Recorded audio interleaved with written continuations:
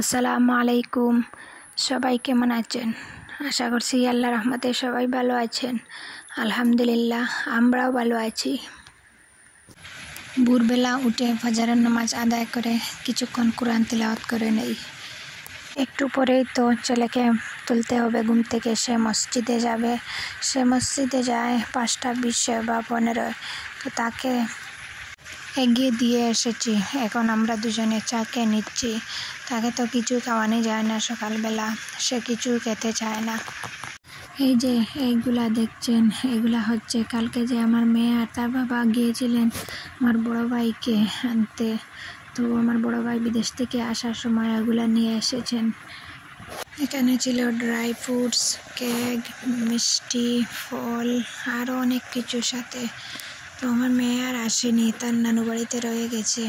তার বাবা চলে এসেছেন বাড়িতে। উনি তাড়াহুড়া করে চলে এসেছেন কারণ ওনার সার্ভিসিংয়ে গাড়ি একটা রাখা আছে। তো আসার সময় ওনার হাত ধরে মা আমাদেরকে পাঠিয়েছে।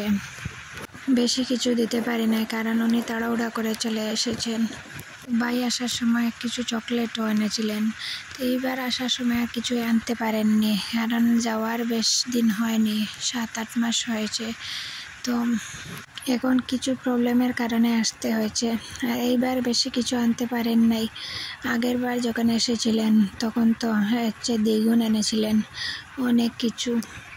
এটা আমি ভিডিও করিনি, আমার ছোটো বোন বাবার বাড়িতে ছিল, তো সে আমাকে ভিডিও করে ওইগুলা পাঠিয়ে দিয়েছে। সাথে বাচ্চাদের খেলনাও অনেক কিছু ছিল। আর আমার ভাইজি তার বাবাকে আসার সময় বলেছিল তার জন্য নাকি কালার পেন্সিল আনতে হবে। সে আর একা কি নেবে, সবাই বাচ্চারা ভাগ করে নিয়েছে। আর এইটা রাস্তা থেকে কিনা নয়, এটা সোজা দুবাই থেকে ভাইয়া কিনে নিয়ে এসেছেন। বক্সটা খুবই সুন্দর ছিল, সাথে আরও অনেক কিছু ছিল। আর কালার পেন্সিল অনেকগুলো ছিল। আমার বড় ভাই যদি কিছু একটা কিনেন শুধু তার জন্য কিনবেন না, সবার জন্য চিন্তা করবেন। উনি এরকমই। এরকম ভাই পাওয়া ভাগ্যের ব্যাপার। আজকেও একবার আমার সেই পুরনো কথাটা আপনাদেরকে একবার মনে করিয়ে দেই। আমার আজকের ভিডিওটা যদি আপনাদের কাছে ভালো লেগে যায়, প্লিজ একটা লাইক দিতে ভুলবেন না। আর আপনি যদি আমার চ্যানেলে নতুন হয়ে থাকেন, চাইলে আমার চ্যানেলটাকে সাবস্ক্রাইব করে নিতে পারেন। আর ফেসবুক থেকে দেখে থাকলে ফলো দিয়ে দেবেন। আর আপনি যদি অলরেডি তা করে থাকেন, আপনাকে অসংখ্য ধন্যবাদ। আজ সন্ধ্যায় ভাইয়ের আনা জিনিসগুলো দিয়েই পাড়ি দিয়ে দিয়েছি। আজ সন্ধ্যায় আর কিছু নাস্তা বানানো হয়নি। ছেলেও আর কিছু বলেনি, ওইগুলাকে পড়তে বসে গেছে। আমারও আর ভালো লাগছিল না যে সন্ধ্যাবেলা কিছু নাস্তা রেডি করব। একটু ক্লান্ত ছিলাম, সারাদিন অনেক কিছু করেছি। ঘরের ফার্নিচারগুলা ডুলাডুলি করেছি। তো আমি কয়েকদিন পর পর এটা করি, ওইখানের জিনিস ওইখানে নেই, এটা করতেই থাকি। এক জায়গায় কয়দিন এক জিনিস রাখা আমার ভালো লাগে না।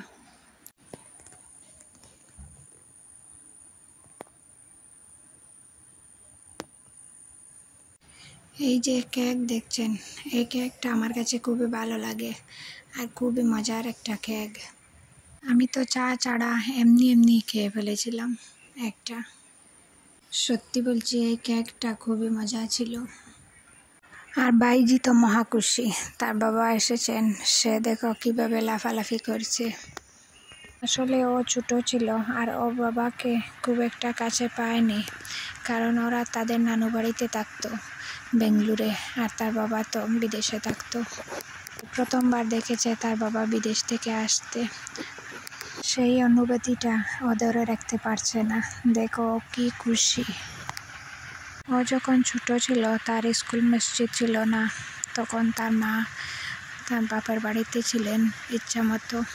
আমরাও আর তাকে জোর করিনি এখানে থাকতে হবে, কারণ আমরা জানতাম যে আমার ভাইজি যখন বড় হয়ে যাবে, স্কুলে যাবে, মসজিদে যাবে, তখন তো তাকে এখানে আসতে হবে।